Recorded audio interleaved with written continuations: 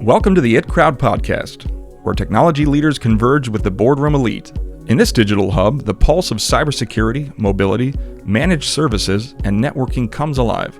Here, innovators and decision makers unite, forging a dynamic dialogue for tomorrow's success. So whether you're a tech aficionado or a C-suite strategist, this is your platform. Join hosts Richard Rodriguez and Josh Lowrey as they bridge these worlds, curating insights and fostering a collaborative dialogue. The It Crowd podcast is proudly brought to you by the following sponsors. ClearSync Solutions, unifying your technology solutions with simplicity. From M&A integration to global connectivity, cybersecurity to managed services, we're your comprehensive partner aligning your business goals with technology for energy, oil and gas, and financial service firms. Trust our proven track record. ClearSync Solutions. One ClearSync, countless possibilities.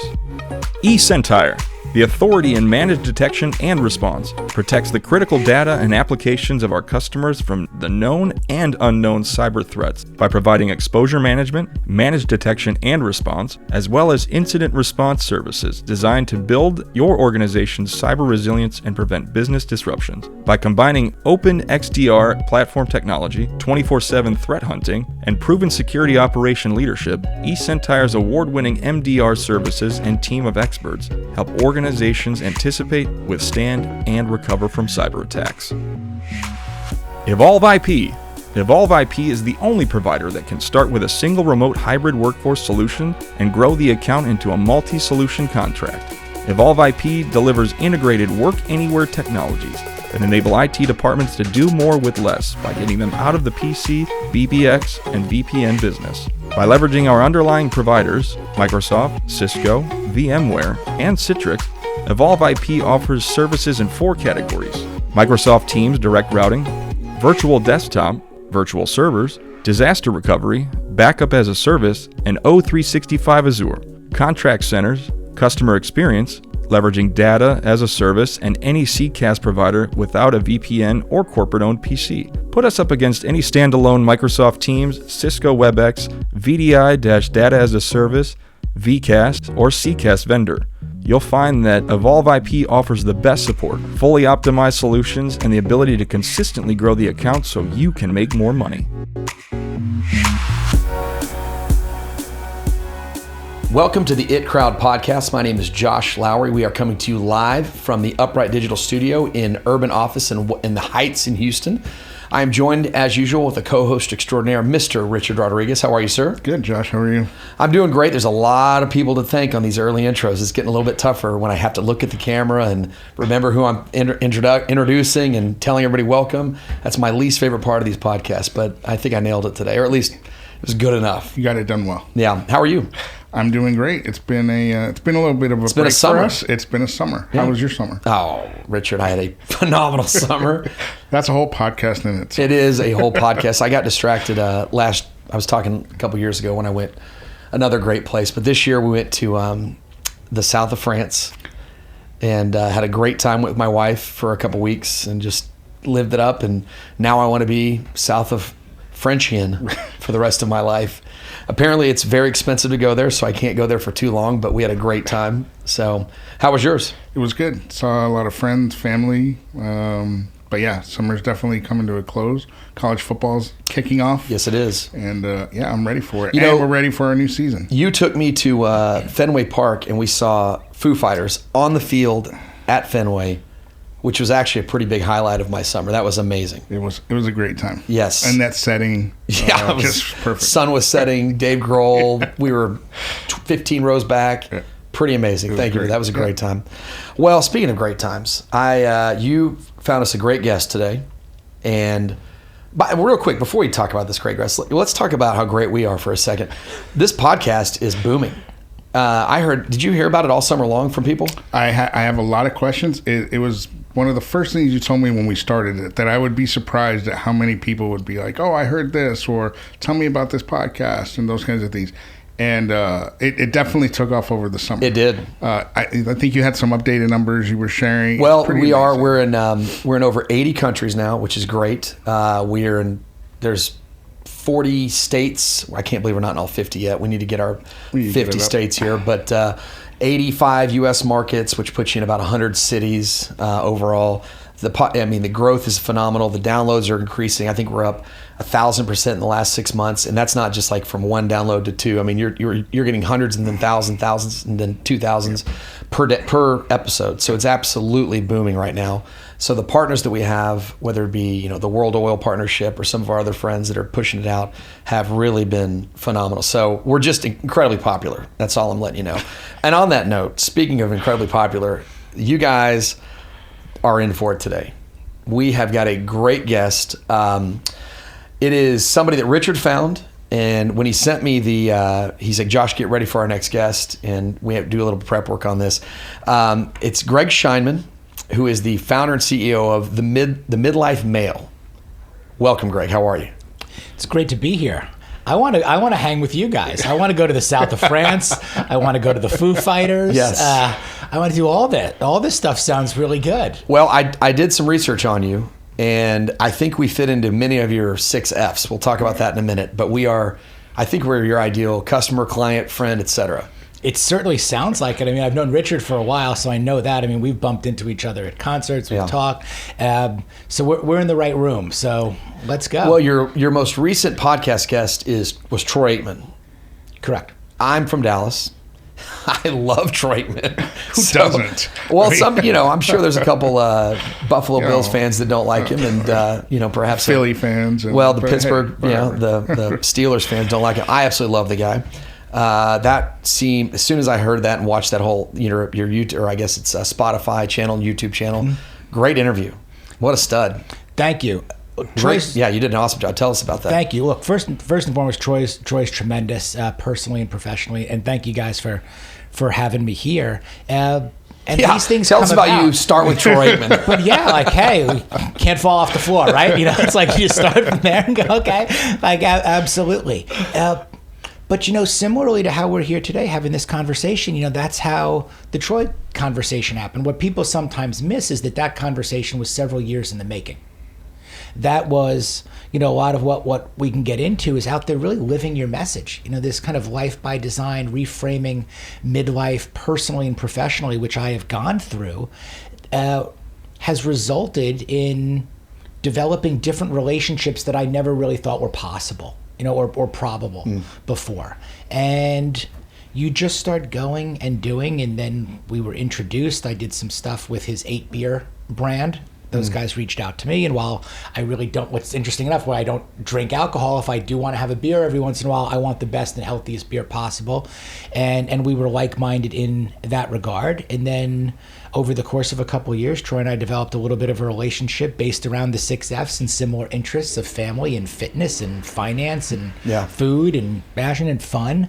And it one day he's like, hey, let's just do it. And it was organic and it was authentic. And I think the cool thing about that was it wasn't a football conversation. Yeah. I'm not the guy to have a football conversation. It's really also not what we do at Midlife Male. We're having conversations with real men about real life, how they see it, their perspectives, their insights, their access, their networks, their experiences, really all geared towards what does maximizing midlife really look like, whatever you do personally or professionally. We're jumping into the meat of the conversation, but before we do, we interviewed a guy named Abraham Answer on the podcast. He played the Masters, finished, played the final round with the final pairing with Dustin Johnson, who ended up winning that year, played in the Olympics, and just a phenomenal interview, really cool for us to get. And I'm a huge Masters fan, huge Abraham fan. And I told myself, Josh, do not ask him about the Masters until I had the whole run of show. Just wait. 15 seconds into the show, I'm like, now what about the Masters? And I'm like, well, I've blown it. I couldn't even wait. So I actually told myself, don't ask about Troy yet. But I because I'm from Dallas, it was too late. So no, it's an obvious place to go. And I will say this, kicking off our new season with Troy, and we've done over 200 plus episodes. Yes, you have. Now.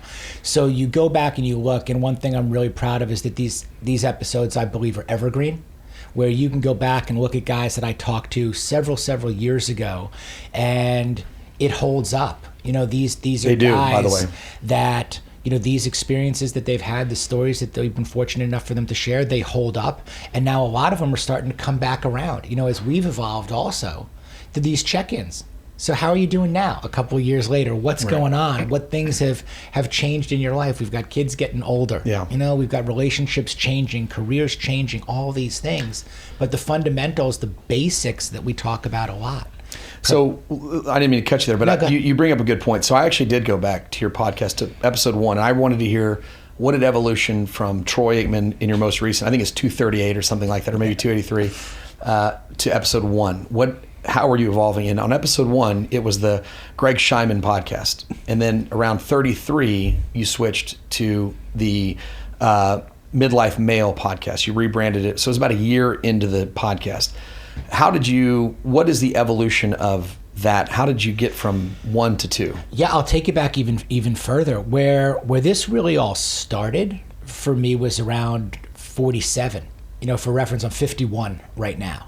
So at 47, I was in the risk management and insurance business. I was a partner in a large firm in Houston. We were privately held, and I was in that hustle and grind. And I'm the same age as when my dad passed away. 10 years with this firm. I'm married. I've got the kids. I got the suit on. The whole thing. And I just wasn't personally satisfied. I wasn't happy, really. Wasn't the healthiest. I wasn't living the way that I really wanted to. From the outside looking in, everything looked great, but I didn't feel it. And at that point, I said, I need more of a creative outlet. I need something. I need to figure out what I'm doing wrong, why I'm feeling this way, and how I can potentially and possibly do better. And that's where the podcast started. It actually even started with a television show on PBS years before that, where I was interviewing entrepreneurs and risk takers because I was in the risk business. I had a production background. I could interview these types of people. And then ultimately 60, 70, 80% of them ended up becoming clients of the firm or clients of mine. That's really how I built my book of business. Not so much that I was a risk and insurance expert, but I was very good at marketing and connecting and developing relationships, and we had a great infrastructure to handle the business. So I took a creative outlet to try to develop business. But what happened, guys, and Richard, you know some of this too, these conversations started to turn very personal. Mm-hmm. They started to turn into the risks that men were taking in their lives, and how they, again, were seeing things and doing things. And the questions and conversations went a lot deeper than just business, the transactional. And that's when it became the Greg Scheinman podcast. And then ultimately goes, this is even bigger than me. These are all, for the most part, middle-aged men that I'm talking to, and the conversations, the information, and the experiences that they're sharing are applicable to midlife men all over the world. And that really was the transition process. And from 40 to 47 to 50, that was 200 plus conversations. And ultimately, we sold our firm. We were acquired, and this became my full-time thing. I was able to leave the business, and at that point, it developed a large audience, a solid following, newsletter. I wrote a book around this. It created a coaching program and a speaking event. So this happened all organically, where I didn't see, quite frankly, I didn't see it coming. I was really on a mission to try to brand your business. Really just try to change and upgrade my own life and say, what does that really look like to shift from chasing salary and title and these traditional metrics of success to what ultimately became my 6 F's and a more holistic metric of success? And how do I want to do things, and who can I learn from? Because I'm a crazy narcissist and have a giant ego, and I don't ask for help, and I don't share all of these other things that I was raised to not do. So if I brought a microphone or I brought a camera and I put myself in a leadership position, well, now I'm obligated to ask these questions. Now I'm obligated to do this under this auspice, if you will, of serving others and helping others. But if we're really breaking it down here, it was a very selfish endeavor to begin with, which was, I want to get better. I'm making a lot of mistakes. I'm unhappy. And what I call mediocre. And that was like the worst place to be, to feel just mediocre. And how do I go about changing that? And that became the whole platform. Can we transform from mediocre to maximized? And what does that look like? And now we're reaching tens of thousands of guys every week. Through all the podcast, the network, or the newsletter. All of it now. It's become this omni-channel lifestyle brand that is podcast. Now we call it a weekly magazine, our Sunday flagship issue, the book, the speaking, the coaching, and developing what we're calling our inner circle community. I saw that too. And events and experiences. And, really you want to put a kind of goal around it. It's like, hey, can we really be the premier lifestyle brand for middle-aged men and, the brands that want to reach them in all of these areas? And there's 53 million out there in the U.S. alone. 40 and 50-year-old men? Call middle-aged men, 53 million target acquirable universe, if you will, in the U.S. alone. I think obviously this is global overall. But you dial that back, it comes down to, can you help one guy at a time? Correct. Can you make an impact with one guy at a time who's sitting there listening to this, whether he's in the oil and gas industry, whether he's a C-level guy, whether he's working, for the company. I say, look, you may not be the CEO of the company, but you are the CEO of your own life. That's what this really is all about. Empowerment, control, preparation, accountability. I would actually think that finding a C-suite guy or girl is most likely exposed to things like this more than someone who's not, because the crowd around the C-suite is very sharp. And if you're not sharp around that crowd, you're going to get exposed pretty quickly, or you're going to get brought up pretty quickly. And to say, hey, you need to improve X, Y, or Z. And if you don't, then you won't be there for very long. And I would think that either, let's call them younger 40-year-olds, or the crowd that isn't quite in that C-suite level is very open to hearing a lot of this stuff, because I don't think that they're getting exposed to this mindset as much. I think you've got a few avatars or a few demographics which you're touching on, which are really, really interesting. One is, let's call it aspirational, the younger guys that want to know where the puck is going. They want to avoid the midlife crisis, if you will, altogether. They want to, and they're very proactive, and they're very interested in engagement, in community, in learning, and again, seeing around the bend where that is. Then you've got these guys that are kind of right smack in the middle, and they didn't really come up that way. And the feelings, the being proactive, like it's the C-suite, and like it's lonely at the top, so they've been guarded. They've been guarded there, and they don't want to show, let's say, weakness or vulnerability, or that they don't have all the answers, because they're in these leadership roles. And who do they go to? Who's at that level that they can relate to overall, that they can share in confidence? And we don't want to bring it home and dump on our wives. We certainly don't want to bring it home and dump on our kids.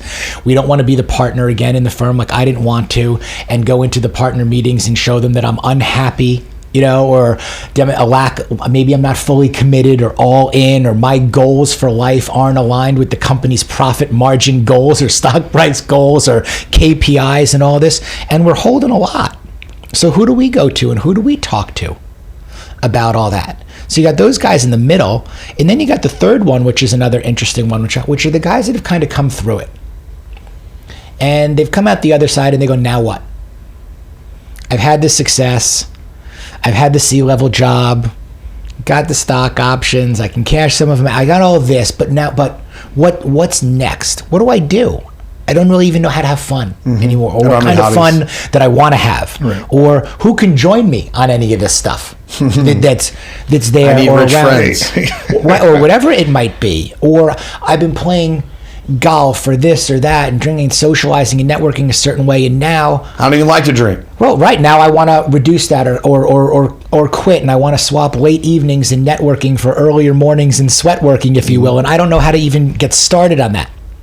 Am I going to be accepted in those areas? So all of these things are in this kind of big nuanced bucket. Sure. And that's what you're talking about. I guess you can touch on what you talked about, building that inner circle group that you have, right? I mean, I know, from our talks before, and especially right now, I think you're gearing it up for, again, that 29 event that you do, right? And now you're bringing, your clients and friends into that as well. I mean, those are the kinds of things that foster that community you're talking about, right? They do. And one thing is, there's a lot of emphasis out there on why. like finding your why in the world and why. And what I tend to really focus on, and what we're really working on at Midlife Male, is focusing and emphasizing how. I think a lot of men understand the why. And we get the why. I get why you want to be a good father. I get why you want to make a lot of money. I get why even you want to be in better shape. You know, a lot of us get the why. Where I think a lot of the guys struggle is they struggle in the how to implement. And if you look at it and you go, okay, show me your business plan. They can you can show me your business plan. You can show me again your KPIs. You can show me your quarterly reports. You can show me your goals, your HR mark. And if I say, show me your business plan for your life, show me your life plan. They go, what is that? What do you mean? Yeah. I mean, how do you operate in your life? What are your standards? What are your goals? What are your metrics for success that are measurable and quantifiable? Everything from what you put on your body, in your body, to your point where you go, what you do. And how do you choose? What is your criteria? So what we're trying to show is the how aspect. You may not be interested in everything that I'm interested in. My F's may not be your F's, so on and so forth. But this is about developing a personal operating system.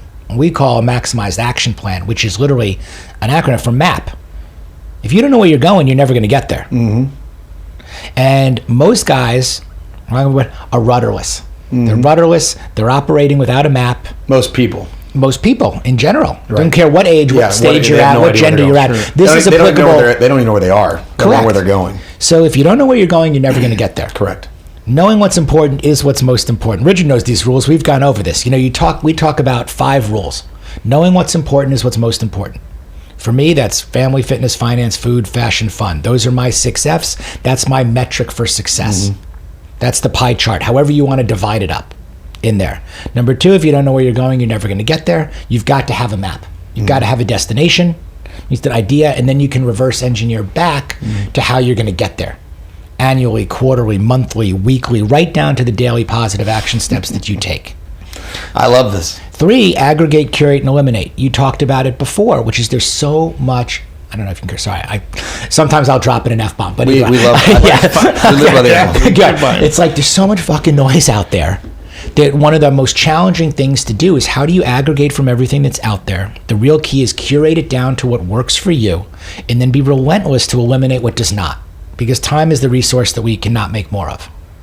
So you got to do that step, and then it leads into number 4, which is show me your calendar, I'll show you your priorities. So when you've done all that, prove it. Say fitness is important to you, show me your phone, and if I don't see workouts that are scheduled there that are as important as your business meetings, it's not that important, they're not happening. What we schedule gets done. Correct. And that's an easy, again, simple is hard, but it's a measurable and quantifiable way to say, hey, am I staying on course? Am I doing what I said I was going to do? And then the last one, rule number 5 in this whole process is grace, gratitude, and latitude. Because when you follow the 4 of those, you're going to make mistakes. You're going to have missteps. We're going to be incredibly hard on ourselves. We all are. And we've got to give ourselves some grace, gratitude, and latitude in that area. So when you break the streak, when you make that mistake, when you make that misstep, we start over again. Because we overestimate what we can do in a day, and we underestimate what we can do in a year. So consistency, those lines that we think go straight up, they don't go like that. These are very jagged lines, but the key is, are we going in the right direction? Are we making progress? And progress is a process.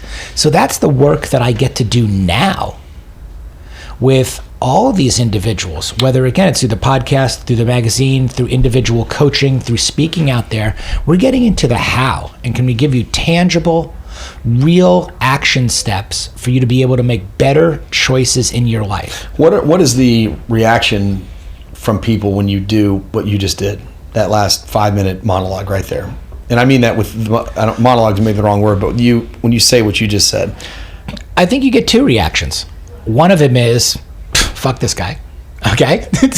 And the other one is, let's fucking go. Who says the fuck this guy?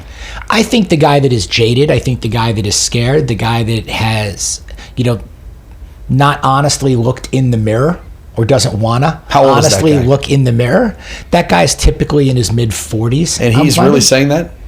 Like he doesn't understand that that's going on in his life? Well, I think there's another thing. I think people can understand that things are going on in their lives and they have trouble and they're reluctant to acknowledge the problem. We've seen this with any kind of addiction that's out there. And there are guys also that are addicted to the hustle, grind, complacency, conformity, redundancy of their lives. And hey, like, this is the best I'm going to look, the best I'm going to feel, the best I'm going to do. It's not that great, but that's life. Well, I think and I think that's an unfortunate, by the way, I think that's an unfortunate place to be, because the opposite is what we're going for, which is very true, which is you can change and do anything you want to do. You just have to commit to putting in the work and doing it one step at a time. So the guy who's actually saying that is really a guy who doesn't understand what's available to him. Really. Not necessarily. I think it's also, too, there's probably more so, is those are the guys that have that sense of fear, right? Because what's comfortable is, it's not working for them, but it's comfortable. And changing everything and changing your lifestyle, whether it's, committing to, instead of going and networking and drinking 4 or 5 hours a night, to getting up, working out, doing different things to improve your fitness, you're going to change that group. Well, right? discomfort is scary, and the thought of changing your friends or or losing friends or your social circle or the manner in which you do things. This is how I've been doing things for such a long time. I've been getting up, I've been getting dressed a certain way. I've been my kids are used to me missing breakfast, or they're used to me missing dinner, and my wife is used to a certain behavior. And then the weekends roll around and we do the dinners with the same kinds of people, and the guys are at one side of the table and the women are at the other. And we've been doing all this stuff, and then you go, wait, I got to blow that up? Yeah, that's a good point. And I'm not even sure what that looks like on the other side. Right. And by the way, again, things aren't bad. They're not bad. I got a couple of kids in private school. I'm making a lot of money. I got 2 nice cars in the driveway. I'm in a $1 million house. I got hey, but that's also, that's mediocrity in a lot of ways too. When you have all this stuff in a way in this life and you still don't feel good and you still feel like something is missing, that's the time when you got to really think about, hey, is this an impetus where I need to change? Because do I want to live a life of regret, or do I want to live a life of design? And it does not mean blow everything up. I think that's the misnomer. It's not about quitting your job and following your passion and getting divorced, and go the extremes. It's about mastering the middle. It's about saying, okay, what does success look like? How do I define and how do I design that and figure it out? And how do I gradually take steps to put myself into operating in that domain day in and day out?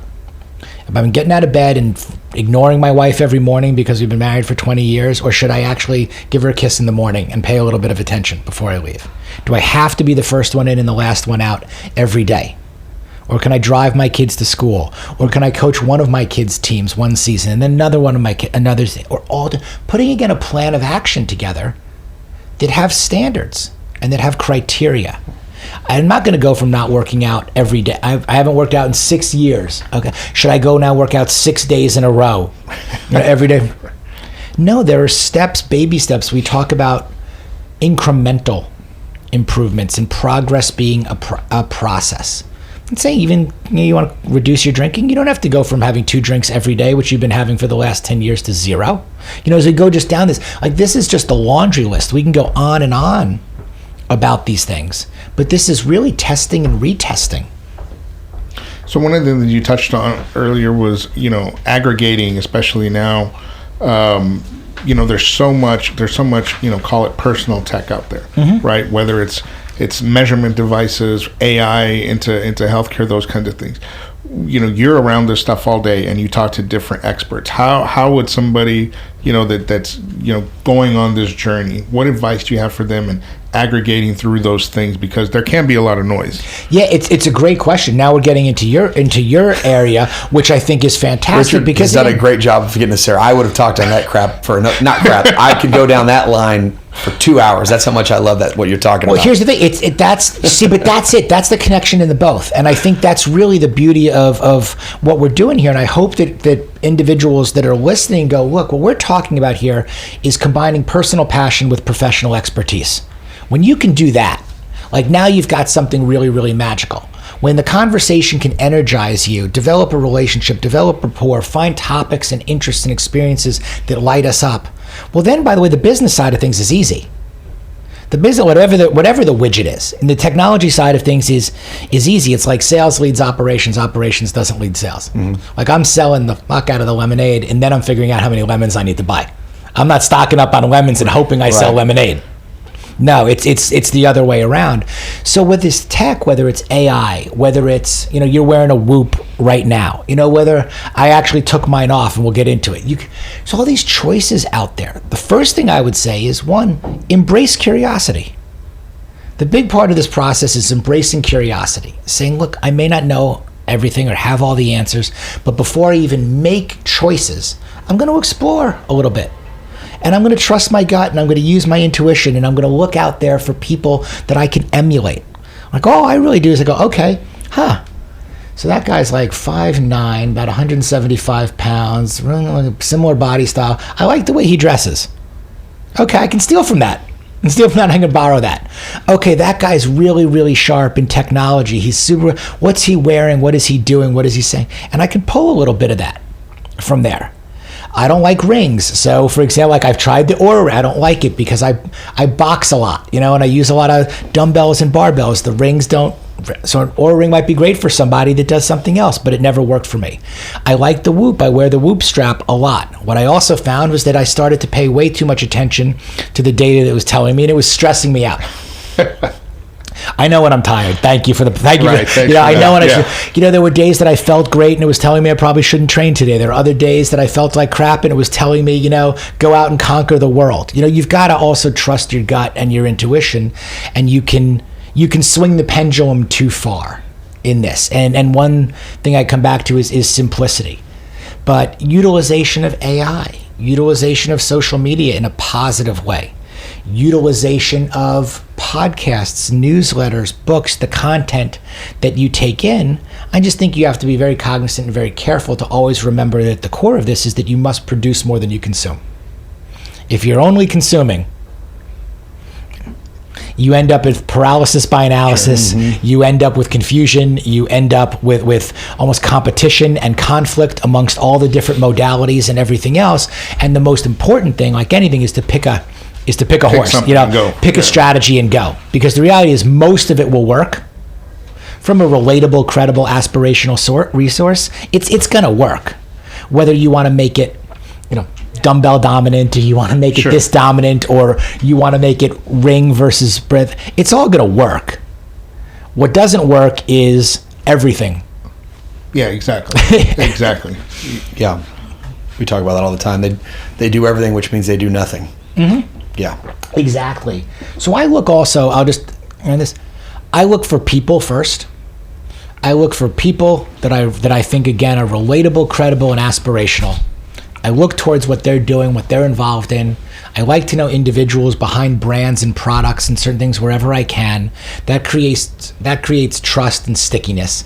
I'm not someone who wants to make change all the time, and I'm not really interested in the game changer of the week and the constant revolving door of all this. I am inherently curious, but I think it's important to do your research and your due diligence up front. Take the time there, follow the rules, make a decision. And then if something's going to displace what I'm currently doing and it's working, it's got to be really good because the decisions were made very, very carefully. Just like you wouldn't change your business strategy every time some consultant walked in the door and you bring 10 guys in, they give you 10 different opinions. Now all of a sudden you're changing strategy 10 times throughout the year. You're not going to get anywhere, with that. Right. So we got to develop some conviction in how we operate also. And that creates borders and boundaries and keeps as much out as we need to keep out too. Well, I think that goes back to the whole point of if you have to know where you're going. Correct. Yeah. If you know where you're going, you're not going to be swayed by the daily shiny thing. And for me, I'm like a golden retriever. Like you throw the ball, I bring it back. Like I need that level of simplicity. So I literally wake up and read the rules every day. Some people have a mantra. Maybe they have a prayer. Maybe they meditate. They could have a 15-point morning routine, which I'm not an advocate for. I just read the rules. I read the rules every morning, and it refocuses me and recenters me on what I'm trying to do and where I'm trying to go. Can I answer these questions clearly? If something needs to change, okay, or I'm having, Let's really take a look at that. But otherwise, read the rules each day. Go out and make the best decision you possibly can the majority of the time. Because when you make the right decision, the majority of the time, the majority of your life gets better. It's usually pretty obvious. We know what it is. Better one or better two. Should I sleep in today or should I go to the gym? Better one or better two. Just tell yourself the truth. When you do those basics, when you stop breaking the promises you make to yourself, Right. when you stop breaking the promises you make to others, and when you stop making too many promises, period, life gets a lot easier. You become a lot more productive, you become a lot more profitable, and you become a lot more personable. And that to me is what maximizing life really looks like. Again, midlife or any other stage, age, gender, whatever. Then we got time to have these talks, which are fun. Yeah, one of the things too, we've been friends for a while, and one of the things that I appreciate about you, and you touched on it a little bit, especially on the social media, especially with your business, you have a brand that you've built, and you're out there a lot, curating that brand and putting it out there. But what I love about you too is you don't just put the shiny parts on social media. You're very open about, your own struggles with, I remember there was a point where you were getting more speaking engagements, and you talked about how you do get anxiety before, as the crowd started to get bigger, and how you dealt with that. You talk about, how you struggled, your father passed away at an early age. You were at that age where a lot of this started to come up, and the anxiety you felt about that and different things. And, that it takes a lot of courage to put yourself out there, especially like that on such a daily basis. I respect you for that, but also, there had to be some stages through how you were deciding to even put that out there, right? It's a challenge. So in all of these areas, look, it's the double-edged sword that I think chasing authenticity where authenticity doesn't exist is exhausting. It's something I say, and when you just put the shiny objects out there, and when you're playing this, if in a way that this part, it's not truly authentic. And where it really gets good, quite frankly, and the only way I think you can really truly be successful is when you stop even having to use that word because you're just living that way. And what that means and what it involves, Richard, like what you're touching on, is like, let's talk about what's real, what's really happening today. Let's be open, let's be vulnerable about that, and not the like you have to sit around and cry and join every mastermind and pass a talking stick around, but it's like, hey, like actions, reactions, and real life and real considerations that are on things. Look, I mean, I'm gonna miss my son's dad weekend at CU. Like, that's really bothering me right now. Didn't see it coming. We had a calendar glitch. I'm hosting a retreat out in Montauk. We have Fraternity Dads Weekend that's out there. Like, that's really bugging me, right? Like, really bothering. Like, how can I have family as my first F and be touting and doing all this? And then how does that happen? Scheduling and do it. Like, I think it's important to put that out there. Like, here's the conversation I'm having with my son. Here's how we're going to do it. No, I can't be there at that time, but 2 weeks later, we're going to be there, and we're going to be at the football game. What can you do, and how can we do better the next time also, and what fits in? All of this stuff. We're all building businesses too. How do you monetize something that you're so passionate about that you would do for free also? Right. Like, there are aspects around all of that. How do you get better at saying no when no is the right answer, but you even want to say yes, or you want to help, or you want to serve? I think there's always stuff that people are not seeing. What's important to me is, can I show as much of what people are not seeing and peel it back and make it as real as possible and as real as it is? Because, like, that's the truth in anything that we're doing still. The outward appearance is not going to be what is actually really going on, behind the scenes. How close can we get it? What does chasing authenticity where authenticity doesn't exist mean? What does that mean? For me, what it meant and what it looked like is I was serving the wrong clients. I was serving the wrong companies. I was dressing the part, looking the part. I was doing, again, here's how it's done in this business, if you will. Or this is how you network, and this is where you go out, and this is when you go to these dinners, and this is when you do this, and this is what the uniform kind of looks like, and this is the way we do it, and go, okay. So there's one of two. Either this is truly the way it's done, and I either get on board and kind of do it all this way. So it was never like my firm's fault. It was never the industry's fault or anything I do. It's options and choices out there. It's how do you want to perform or how do you want to behave within it? Or is there a way that I can make this and do this the way that it feels right for me? So I'll give you an example. So for the years that I was even in insurance and risk management, suit and tie agency, if you will. I thought some of my partners probably went to sleep in a suit, with suit, red tie, and they did a lot of real estate, a lot of oil and gas and everything else. That never really felt like me. Yeah. What felt like me is like jeans, t-shirt. Like, I don't even have a prescription in these glasses. I just wear them to feel smart, and they create a barrier between you and I so we can actually get real and vulnerable and all that. I liked, you could eat it, you could drink it, you could work out with it, you could do all these things. And when I came to realize this, I don't have to do necessarily real estate, oil and gas, put this suit on and do this. I could actually go after the kind of individuals, businesses, categories, things that I wanted to go after. And guess what? Premiums were just as big. Mm-hmm. Businesses were just as viable. So my point is that there's something for everyone. You just got to find, again, what really works for you. And where we ended up coming to a pretty good place for a long period of time was we were able to diversify the firm in a lot of ways. My book of business didn't have to look like everybody else's book of business. What did need to work is you had to be professional, you had to have integrity, you had to be very good at your job, all those other things. But if I went to go work out with my client who owned a big fitness company manufacturing, if he saw me show up in a suit and tie, he'd be wondering whose funeral it was. Mm-hmm. You just have to ultimately be you at the end of the day. And if you can do that within your organization, that's wonderful.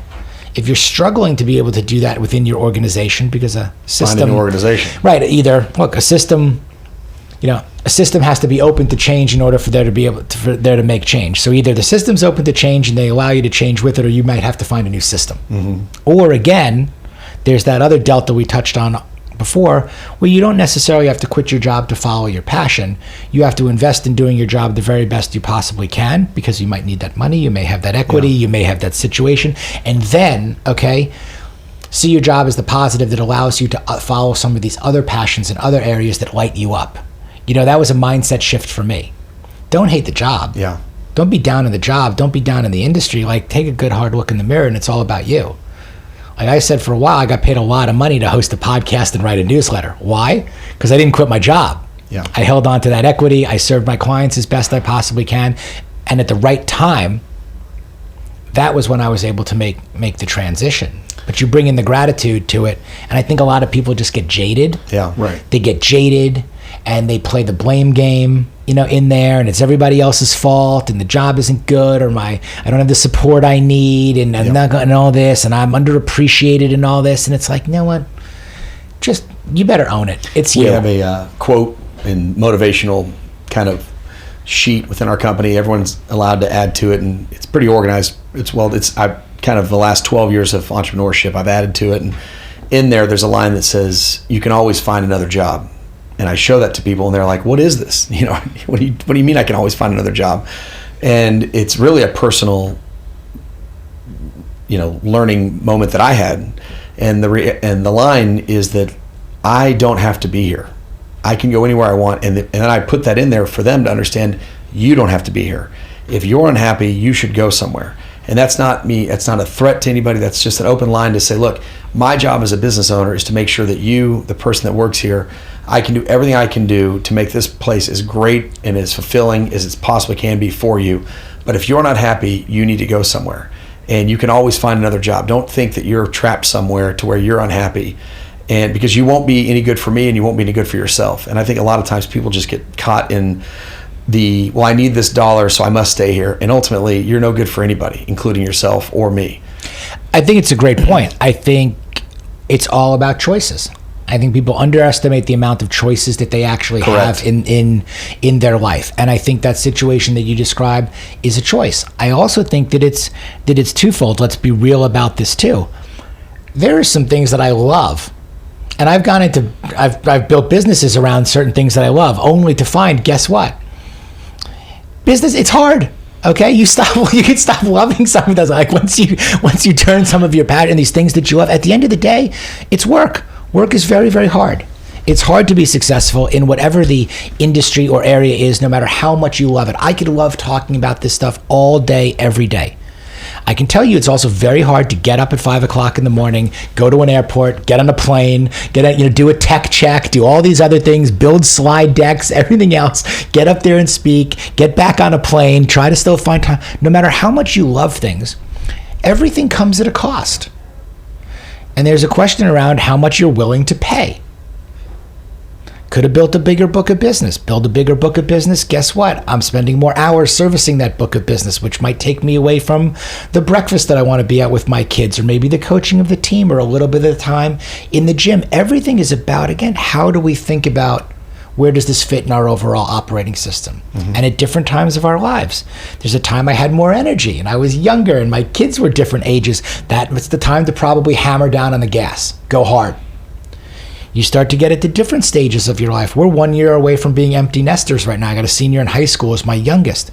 So my wife and I are talking a lot. What are we going to start doing now that we have additional bandwidth coming up? Mm-hmm. Things change overall and you adapt with it. But what's cool is once you have that operating system, once you have that map, leveling up, making that pivot like on your phone, it's like, oh, an update's available. Well, going from 2.0 to 2.1 is a lot easier than going from nothing to 2. To building it. Once you've built a solid foundation, now we're talking about incremental adjustments. We're talking about pivots. We're talking about updates and upgrades. And that's what also gets really interesting. Maybe I was chasing this in my 20s or in my 30s. But I'm rethinking this in my 40s or potentially in my 50s. Or, I don't have those tuitions to pay for anymore. Or by the way, I have those tuitions coming up. Mm-hmm. Or look at what's happened to our company. I loved it when we were boutique and we were smaller and we were 45 people and everything. It's a lot different when you get up to 200 people or 2,000. Or you get acquired by a publicly traded mm-hmm. company and the rules of engagement change overall. And some people can change with it and love that. And some people struggle with that. And some people, again, are in the middle. For example, my former partners at our firm, I'm the only one not there anymore. They all stayed. And it has nothing to do with any one of them or the firm or anything else. It's just what's right for some. Sure. You've seen this with bands because we're big music guys and talk about this. And you look at certain guys and go, how did you leave the biggest band in the world? Right. Okay, like how did Izzy walk away from Guns N' Roses? Or like you see certain people that have left and you go, how did they do that? And you go, you know what? It just wasn't right for them anymore. And you've got some guys that want to collect royalties for the rest of their life and move to an island and they go, great, I wrote the hit song, it's amazing. Yeah. And you wonder where they are and you go, wow. And that guy, he nailed it. Figured it out. Yeah. And you got others that are on the road until they're 86. You got the Stones that are out touring around. I mean, I saw Grohl and the Foo Fighters at Mile High and he's 57 years old. Killing it right now. So everybody's different in that regard. And when we take this full circle, it comes back to, again, what's right for you? Has technology made, you mentioned earlier the tech stack and whatnot when you travel, has technology made this easier for you to do in the last 5 years? Yeah, okay. Oh, absolutely. I mean, I use things like ChatGPT, which my kids have to teach me about all the time. I use it all the time. I'm a list guy. Like I love lists, I love bullet points, I love structure in that regard. So I do record all of my calls. I'm the same way. Yeah. That's what he's laughing at. Yeah, so I record all of my calls personally and professionally. I always am like, if you were driving anywhere next to me, you'd see me. I'm always like talking to myself in the car and I'm recording notes and newsletter ideas and everything. And then I just dump it like into ChatGPT and I have it transcribe everything and break it all down. So I love it for that. I love it for calendar management. I'm big into time blocking in those resources. I love my Apple Watch. I'm going to use it on this big hike all the time. I do like Whoop for certain things. Technology, I mean, you can't escape any of this stuff. I mean, we record on our podcasts on Riverside. I use Otter for things. In fact, I mean, and again, like, you can't be an expert at all of this stuff. I try to minimize what I need to utilize and get good at certain things that really help me. And I think that there's sometimes, again, an over-index in technology because, like, even when it comes to health and wellness and fitness, I'm kind of a minimalist where it's like, hey, the basics work, squat, push, pull, hinge, jump, throw. Like, Yeah. okay, I'm not as into the, AI programmed workouts, and all the and all that kind of stuff. So I think there's a time and a place for all of these things. But back to the aggregate, curate, and eliminate. Like, where can technology make my life easier? Whether that's financially, whether that's personally in terms of time management and everything, even investment wise. I'm a pretty low risk kind of. I just am at this stage of my life. I'm interested just in extending my runway. What does a high quality of life look like? What is the minimum effective dose that I need to do what I want, when I want, with who I want, for as long as I want? So like, that's my financial metric of success. And that doesn't involve, your numbers could be different from my numbers. Some guys need, $500,000 a year. Some guys want $5 million a year. Some guys are way in between, or way above, or way or below. But again, whatever works. Saint-Tropez money. Yeah. But you dial it back. I mean, I have clients, again, and men that I work with. Okay, here's what their standard is, and here's how they want to operate, and here's what they need overall to live. And it runs the gamut. Wouldn't that be, though, the mindset of where you're trying to, when a guy says or a girl says, well, I guess you're working for the Midlife Male, so we'll speak to a guy, but when he says we're trying to go to X, or when you're helping him align to where he wants to go, how do you help that person set a goal? Mm-hmm. Because there is a difference between 500 and 5 million. Absolutely. So there's a difference in that goal they're going to set for themselves. And do you push them? Do you push them for the maximizing the most out of their abilities? Or do you push them for extending the maximum runway? It's a great question, because one, as a strategist, if I define myself as anything, it's a midlife strategist. This is about coming up with a strategy. What are your strategics? What is your strategy, and what are your tactics for you to be successful? And again, you get to define what success looks like. So what we're talking about in that area, again, is, okay, well, let's go down criteria. Let's ask questions. Let's share experiences. Do you want to fly private? Okay. Do you want your kids going to public school or private school? What do you want to wear? Where do you want to be? You got a Rolex on. You got a Rolex on. I'm not a minimalist in that regard. I got the car in there. But again, there's a big difference in these numbers and what they correlate to in there. So say, look, you reverse engineer back to it. Here's the kind of home I want to be in. Here's the kind of lifestyle I want to provide. Here's the kind of business that I'm in. Let's be realistic around it too. I mean, if you need $1 million a year and you're a school teacher, I don't know any schools that pay $1 million a year. Okay, like if that's your chosen vocation, that you're passionate about education and you want to go into that. But let's say you're in technology, or you're in energy, and you're in oil and gas, and the sky is the limit, if you will. And I know guys, they couldn't spend it, They couldn't spend it in 10 lifetimes if they want to. And guess what they're doing? They're waking up and doing the same thing every day. Now, if you love the chase, if you love the deal, and it's not even about the money, you love that, fantastic. If you're happy, keep doing it. But I got other guys that are going to die at their desk. And they're going to die at their desk and they're unhappy. And sooner than later. Yes, and they're going to die at their desk unhappy and with a lot of regret. So now it's about, as you said, the pain of discipline or the pain of regret. Well, so what we work on, hey, what does it look like? So it's really not, you're not really talking about the 500 or the 5 million. It's more of a, I mean, if I'm hearing it correctly, because if it's a school teacher or it's the oil and gas billionaire, the mindset it's the mindset. It's irrelevant to the dollar at the end. It is. Because you're not going to teach the school teacher who's making whatever. You're trying to teach them both the same thing. Maximize your life, not your dollar. Am I hearing? That's exactly right. Okay. Listen, maximize your life, not your dollar, including your health, any of those categories. Listen, if you're working out 7 days a week for 3 hours a day and you're in pain all the time and you're jacked and you're ripped and you haven't had a cheeseburger in 6 years, that might not be a good thing either.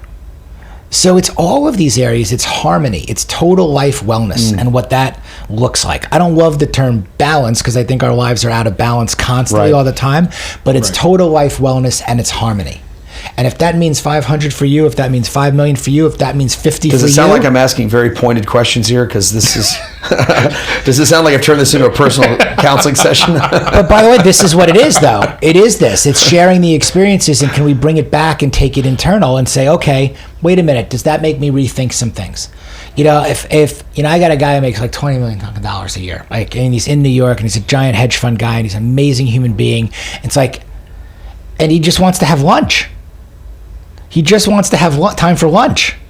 Yeah. I go, okay. Well, let's really talk about this. Yeah, you got a chief, right? You got a chief of staff. You've got an assistant. You have 50 people that work for you. You've got like all this. And what's the reason you're not having lunch every day? Mm-hmm. One, you never told your chief of staff you want to have lunch. You said block the time. But here's what you've been doing. You've been in there from 5 o'clock in the morning to 9 p.m. every day, and you've been there for the last 20 years. Right. And you know what? What got you here is not going to get you there. Now you've got regret. Now you're unhappy. Now it's pissing you off. Okay? That you've wanted to get healthier, you've wanted to lose a little weight, you've wanted to do all these things, and you're still stuck at your desk from 12 to 2. And I'm going, you're saying it. Mm-hmm. Now the question is, how are we going to do it? Well, so we pulled the whole team together and said, okay, here's, like, we have to have a meeting. Like, this is hard to declare.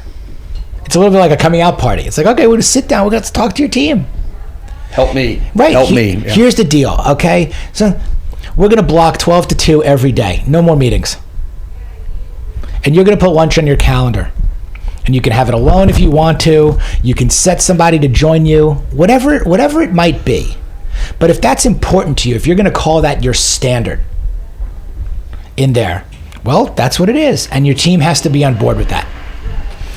So when people ask for your bandwidth or your availability and it's always been available and you've never had a boundary around that, well, not start today, there's a boundary around that. Today, the answer is no. Greg is not available from 12 to 2, Monday to Friday. Greg is available from 8 o'clock in the morning to 11:45 and any time from 2 o'clock to 6, like whatever it might be. And you've earned the right to do that. And if see, that's the $20 million guy. I think that's a harder thing to do for the $75,000 to $100,000 guy. I'll give you another example there because I got some of those guys too. Okay, that again, we're not in the position to set all of our own boundaries. Let's be fair. There you go. We're not. Okay, when my boss calls, we got to jump. I answer that phone. When they tell me the sales meeting is Monday at 8 o'clock in the morning, I got to be there. So now we go back to controlling what you can control. Mm-hmm. Another client in this situation right now. And guess what? You own 6 to 8 a.m. Correct. Period. Here's the deal. Like you've told me what your challenges are. You've told me what your obstacles are. You've told me what you're trying to do, who you need to answer to, who answers to you. You haven't been great about answering to the person that you need to answer to, and you've been ridiculously overly great and available to the people that technically answer to you, and you haven't kept that in control, and you've let yourself slide in all of these areas. So what do you own? What can you control? And in this instance, we settled on 6 to 8 a.m. Yep. Okay, so you own 6 to 8 a.m. So between the hours of 6 and 8 a.m., what are you going to accomplish? Correct. And nobody can take that away from you. So now we're in the gym. Now we're up. You got to commit to getting up. Now that's where you're going to work out. That's when you're going to work on this side project that the guy wants to work on. 8 a.m., the phone can go back on. You got to jump or you got to answer. Now, what does the middle of the day look like? What is your time block? Where can we control the controllables? But also, like this is about not only playing the game, but winning the game. Like you're in the game. You work for somebody, you have responsibilities, you have a job, you earn a paycheck, whatever it might be, salary, commission, equity, bonuses, whatever. What's the game we're playing and how do we win it? And that's on the individual. Okay, just once you give me the rules of engagement, now I can reverse engineer back to how we're going to play this game and how we're going to win. Let me give you a little insight on to that person that says I only have from 6 to 8. That's anybody who's building for all intents and purposes. And it was even worse when we started our business. So I still do it. I get up at 4:30 every single day because I realized with 2 kids, a business, the only time I was going to have to myself was from 4:30 in the morning until 8 a.m. So I get up at 4:30, I work out. Basically anything that I want to do for me, I have to have done by basically 7 a.m. because that's when the kids are up. That's when I want to help my wife, help the kids, get them ready, whatever. So then they're off by 8 a.m. And then that's when work starts, the phone rings, et cetera, et cetera. And what you end up doing is, back to your example, the boss says, be there at 8 a.m. Everybody, even if you're the boss, you have a boss. So you're there at 8 a.m. And what you find is that if you could handle all of your work before that 7 a.m., 8 a.m. bell rings, by noon, you've handled a lot of the work that would be taken care, you would need to take care of throughout the day, to where you can then kind of handle your post-noon schedule, if you will, more under your own, you have more control over it, to where you, maybe not year 1, but certainly year 3, year 4, year 5, you've got a lot more control over your schedule, to where you can set boundaries, to where, like, whoever's listening to this, if you think you have no control, I tell anybody who listens, the mornings are yours. You have to get up. That's all you'll ever be able to control, period. Wherever you can find it. So a few things on that. One, most people waste a lot of time. I agree. Waste a lot of time. And when you really break it down and then you try to make it measurable and quantifiable, and you break out your calendar and you really look at it and you look at where all your time, most people waste a lot of time. Yes. So you have a lot more time. They confuse busyness with, with productivity. Activity, exactly. Right. So once you start really getting into the details of where all your time is going, you start to find you have a lot more time than you think. All of the things that you didn't think you had time for, you had to put the busyness or the business or these other things, you had to put all these things first. I would say reverse that. You start with the personal. What do I need to be the best version of myself? I know it's a term that kind of gets thrown around a lot, but I will tell you that I think you will be much more productive to your company. You will earn more. You'll be more professional. When you take care of yourself, you show up better for everybody. Self-care is not selfish. Self-care is incredibly selfless. It's in fact one of the most selfless things you can possibly do, because it enables you to show up better for everybody else in your life. So you start with those standards. You start with yourself. What am I going to do to take care of myself physically and mentally, emotionally, spiritually, financially, so on and so forth? Put that stuff on your calendar. Now, then you work back into your responsibilities and obligations that are professional in there. And you start putting those things in order, and you'll be amazed that if you stay disciplined, preparation, discipline, accountability, and then the last, consistency. People talk about consistency. Oh, you got to be consistent. You got to be. And I would offer consistency is one of the, you do. But let's put consistency after preparation, discipline, and accountability. And here's why. We're all consistent. Some of us are just consistently making really bad choices, and some of us are consistently making good ones. Love it. So let's take consistency out. It's like you've consistently not exercised for the last 6 years. You've consistently not eaten well. You've consistently stayed at the office too late. You've consistently wasted time. We see it everywhere. So it's not my consistency that's any different from yours. It's the choices, which gets to motivation, like you touched on before. Stick that on the shelf too. Like, none of us are that motivated. But you wake up every day and you do it anyway. The motivation comes from the action. It doesn't come from me waiting for you to motivate me or send me a meme or anything else. The motivation comes from doing it anyway when you don't want to. Right. It comes from the discipline, the preparation, and consistently making better choices. Then you start to see good results. That's where you have momentum. Momentum creates the motivation. Right. If I stop doing this, which is working, and I'm feeling good and I'm looking better and I'm making more money and I'm showing better, that's where the motivation comes from. When if I stop doing that, it all goes away. So why would I stop doing that? And I don't need you to tell me anyone to do it. Like, I have to get comfortable being uncomfortable and doing it. Mm-hmm. Now, I think we're all better together. But what I wanted to look for is I want to know that the way that you inspire me rather than motivate me is I know that if I'm not there and Richard is, I'm being left behind. Like, I want the accountability to know when I walk in that gym in the morning, I'm used to seeing your faces there.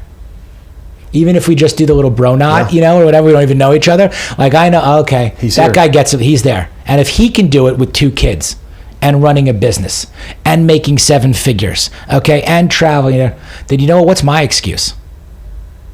And that's who I look to surround myself with. And that's who I would think you want in your company, on your team.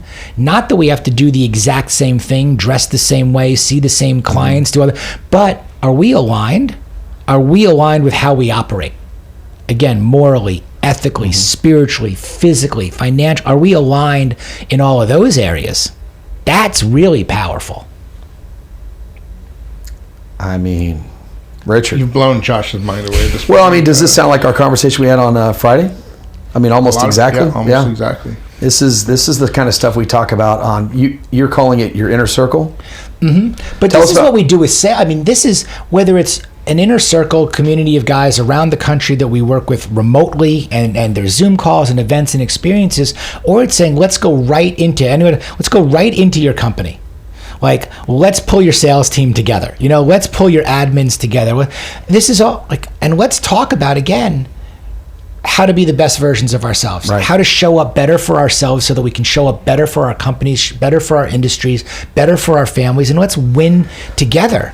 Let's cut the cakes out of the break room, all the time. Let's set up, there's just a lot, it goes beyond the Patagonia with the logo. Sorry, it goes beyond the vest, it goes beyond the swag, it goes beyond all that. It's like, what are we really trying to develop as a culture? What are we really trying to develop as a community? And that goes back to the each and every individual.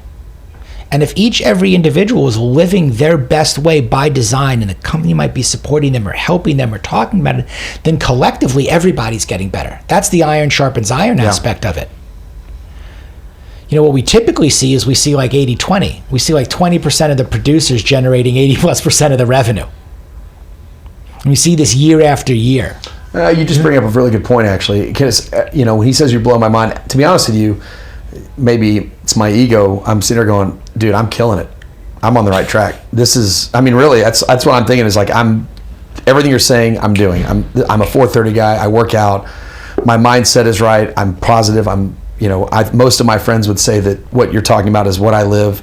And then I'm going, how am I transferring this to the people I'm around? Mm-hmm. And I'm wondering, as soon as you just said that, I'm thinking, I wonder if I'm transferring it properly, because I don't know sometimes. And I hope that you can be this way, but are we doing this enough for people? Well, I think there are a couple of things. One of them is living and leading by example.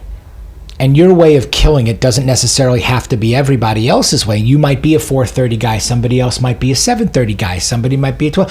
But it's back to the system. It's back to what's the system that you're able to create, or operating system for yourself. But if we're aligned that we're all doing it, meaning like, I don't really care if you exercise at 4:30 in the morning or you take the 5 p.m. class. Mm-hmm. And I've owned gyms before too. And the funny thing is, like, even as side projects and funny, like the 6 a.m. people never see the 6 p.m. people. No. They don't know they exist. Right. They judge them harshly. But they're both amazing people who are committed. Like, this is the 6 a.m. group because that's the time and the bandwidth and availability that they have. And this is the 6 p.m. group. And then we got a group in the middle that leaves at lunch, and comes in and the point is they're all doing it, and they get together and they meet each other at the Christmas party, if you will. Oh, I don't know you. Like, of course you don't know me because you're a 6 a.m.er and I'm a 6 p.m.er, but we're the same person basically. Yeah. Your life is different from mine in terms of your schedule, but you're somebody who's committed to fitness 300 out of the 365 days a year, and we're members of the same place. So we can align, that way. So it's not about, again, the same exact timing or anything else. One, it's living and leading by example. And then two, it's, are you? Like, do you want to teach? Do you want to put that in front of other people and help lead people by showing them the how aspect? And we do that a lot of ways. I bring in other speakers. I'm sharing books. I'm sharing conversations about all these things and going, again, hey, what does success look like for you? Mm-hmm. How can I possibly help you get better? Where are you struggling? Where are you challenged? And for those people, here's the other harsh reality. Some of them really embrace it and really want to take it on and really want to do it. And others, no matter what you do, what you say, how hard you try, some aren't going to get it done. And that is the world we live in. There are A players, there are B players. We need A players, we need some B players, we need some C players. We don't need any D and any F players. But in all these businesses and all these companies and all these cultures, there's a place. There's a place for an A and a B and a C player. That guy is an amazing utility player. The Jose Kendo back in the day could play multiple, the Swiss Army knife. But that person who's very happy in that role and in that job and making that, fantastic. That superstar that you can't hold back, that's constantly going to be, whatever number he hits, he's going to double. Next year he wants to double it. Like, how do you nurture and support everybody's way of being the best version of themselves? Richard, do you have any other awesome questions for? This conversation can keep going for hours. Right. People need this. Wow. People need this. Which is why midlifemale.com. Yeah, midlifemale.com is the website. They really do need this. We're living in a very lost, fallen world right now. And I've made a bunch of great notes. I like outlines as well. But you'll take them, you'll dump them in the tech platform, and it'll all be great. And I love it. Your life. But there's a couple things that you said when, again, you're rudderless to purposeful. I'm a big believer in that. People just, they are walking through life. You called it, I forget what you called it, but I call it a taupe lifestyle in the world that I play in. It's just that like you're okay with driving a Ford Taurus and living in a taupe world that just everything is bland. I'm like, you're meant for more than this. Try to figure it out. And people don't even know the questions to ask. Well, that's the thing. And we've been going about this for a while, but if a Ford Taurus is exactly what you want to drive and it makes you happy and it fits into your overall life plan, I'm not going to argue that point for you. What I am going to argue and offer is, again, about, hey, are you selling yourself short? Do you want more and you're not getting more? Mm-hmm. And you're either blaming anybody else for it or you're not taking the actions that are getting there? Or have you determined that more is not better, better is better? That's something I talk about a lot. It's a good one. Better is better, yeah. More is not necessarily better, better is better. For a period of time, I was doing a podcast on Monday, seeing 10 clients maximum, Tuesday, Wednesday, Thursday, and writing my newsletter on Friday, and then doing whatever I wanted to do on Sundays. And that was generating X amount of income, and I was enjoying that week by design. That worked for a while. Didn't have to invade any principle. Kids were taken care of. Here I am at this stage of my life, and you can go through it, and I'm an open book. Okay, the house is paid for, and the college's 529s are funded, okay, and this is where we're at, and I'm 50 years old, and this is what's sitting there generating X. What do I need? What do I want to do to really live my message? That allows for me to work out, and that allows for me to spend time with my wife and my kids. I'm not flying private, and I'm not staying in all the St. Regis's, but we're doing some really nice things, so on and so forth in there. Then you reach another stage, and you go, guess what? Well, this is getting bigger than just me. Instead of serving 10 individuals one-on-one, which is amazing, what if we could reach 1,000, and how do we go about doing that? So the point being, again, is what does success look like by design? And I keep saying that, so it's really a very individual metric. $1 million book of business in my old industry was very different from a $2 million book of business. You mean the amount of work required? Right, the amount of work required, and what are you willing to do? Yeah. Okay, to either get there, to maintain it, anything else. So that's really the process that we're talking about. It's not about making assumptions. It's not about making judgments. It's not about saying everybody has to be here, there, or anything else. But it's like, hey, what works for you? What works for your business? Are we aligned? Do we feel really good about it? Who do I want on my team? Who do I want around me? How do I want to live myself? What is your take on stress? My take on it, like how much do I have, or my? No, I mean, just what is your opinion of stress? It's very real. Look, I am easily stressed. Like stress and anxiety is a big thing for me. I have to spend a lot of time down regulating. I also think that anybody who works out as much as I do, or who is vain as I am, or is as insecure as I am, and has as much galactic insecurity and imposter syndrome as I have, I got to spend a lot of time working on myself, because my stress and my anxiety level I tend to run hot. Okay. So I get stressed and I get anxiety, and then it affects my sleep. And then when you start to out-train or try to train through that, I get burnt out a lot. So I need to re-energize. Things like this actually fill my tank. Okay. They energize me. But it's very real. It's very real. And the things that I do for it, I do find the breath work helps me a lot. I'm not a great meditator, but I do like things like box breathing in there, because I can count along. Rather than meditating, almost sometimes makes me more stressed. I can't seem to find that spot to let go. I like yoga a lot. I like violence. So I'm not a violent person. But I like, I like boxing, and I like jujitsu, and we were out at Staccato Ranch outside of Austin this weekend, shooting some of the most amazing firearms and doing tactical fitness stuff. I like those things. Really reduce my stress level, and they're fun overall. But I don't like bills. I don't like overhead. I used to Google giant houses and all these other. Now I Google tiny homes. Like, what's the smallest footprint I can have that's the highest quality? What's the minimum effective dose that I need in any of these areas before it starts to tip the scale into this was enjoyable, this was interesting, this was really cool, ooh, and now it's too much and it's starting to stress me out. Some people can handle more, and they can seemingly handle it effortlessly in that regard. I struggle a lot with that. So by nature, I go back to the 6 F's. What's my standard for family, fitness, finance, food, fashion, fun? And can I keep it as simple as possible? Because it seems like complicated is almost easier. Things pile up. It's easy to get complicated. It's easy to get overscheduled. It's easy to take on more. It's easy to say yes. What's harder is simplicity and scaling it back. So it's a longer answer than you probably wanted to your question. I love it. Great answer. But it's really real. You better shut me off. I mean, you need to make me stop. Lauren's back there. Our producer Lauren will tell, because she knows this. We're a little verbose, but it's a two-parter, right? We can. But this is the kind of stuff that, again, the conversation that Richard and I were having on Friday was about excellence. We use the word excellence a lot in our business, and how to be excellent. What does excellence look like? How do you make companies excellence? How can the whole It Crowd podcast is designed for our senior level people to communicate with their IT departments and figure out what are they missing? What are the known unknowns, right? And the unknown knowns or whatever. So, and we went through this, like, look, our job is to make sure that our friends know these types of things. And we were, that conversation kind of circled around being good for our friends and clients, and then being excellent. And as you go through that, this conversation really kind of evolved from this. And I said to him, I really enjoy digging to the inner core of a company, of a person, trying to find out what makes them tick, how can we help them.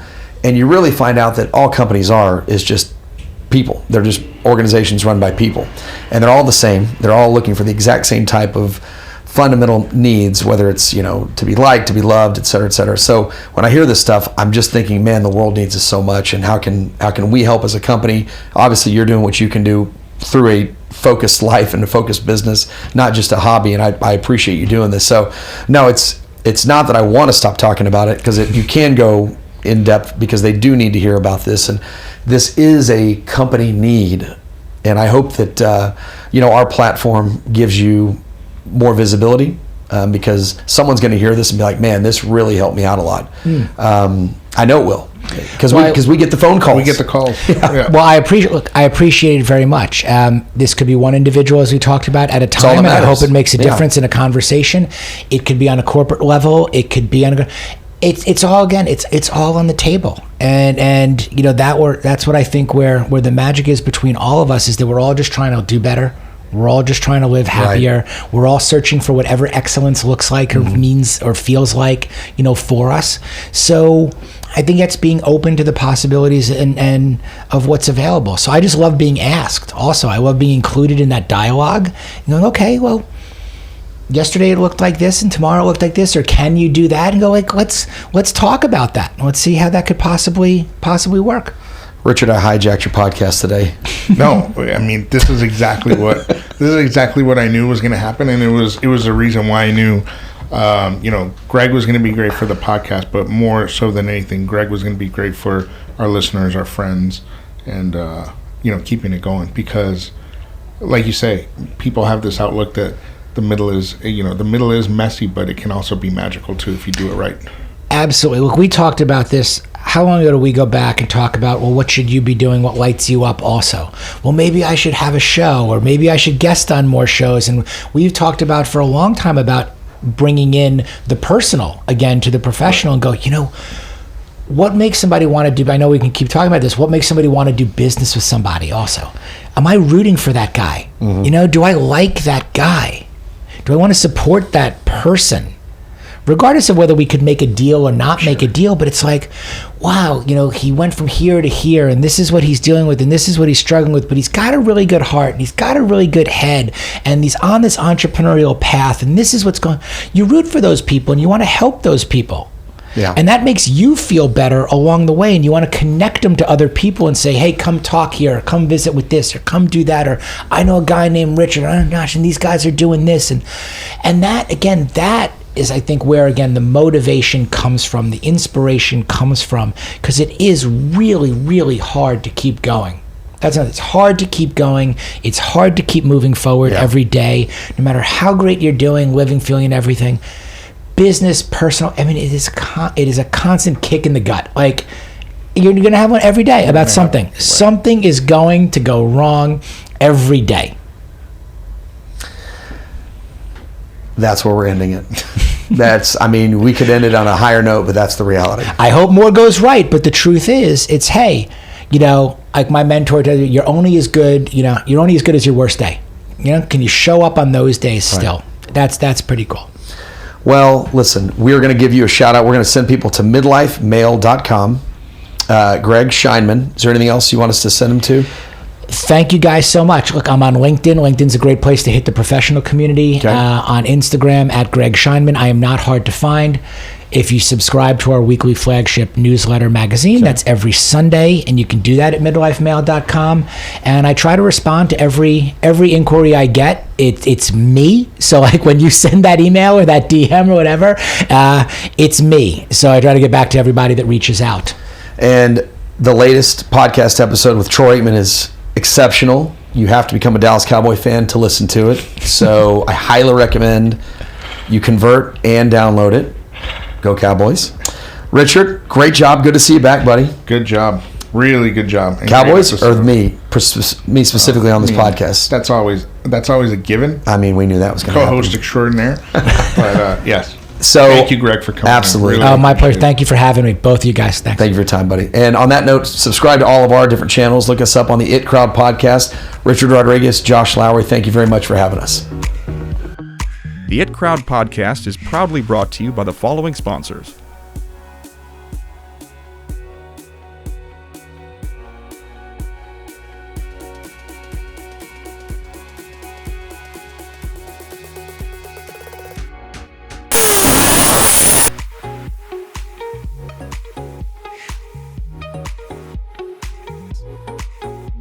The It Crowd podcast. ClearSync Solutions, unifying your technology solutions with simplicity. From M&A integration to global connectivity, cybersecurity to managed services, we're your comprehensive partner aligning your business goals with technology for energy, oil and gas, and financial service firms. Trust our proven track record. ClearSync Solutions. One ClearSync, countless possibilities.